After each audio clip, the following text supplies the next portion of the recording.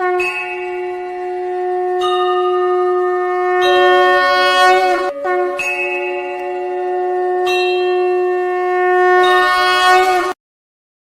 राधे दोस्तों, कैसे हो आप सब। आई होप कि आप सब अच्छे होंगे, स्वस्थ होंगे, मस्त होंगे। तो एक बार फिर से मैं ममता कश्यप आपका स्वागत करती हूँ आपके अपने चैनल ममता के क्यूट कृष्णा पर। आज की वीडियो में आप जो है माता रानी का बहुत ही प्यारा सा भजन सुनेंगे। फुल्लंदियाँ क्यारियाँ में चरंदी मेरी माँ। तो चलिए सुनते हैं प्यारा सा भजन। जयकारा शेरों वाली दा, फुल्लंदियाँ क्यारियाँ चरंदी की।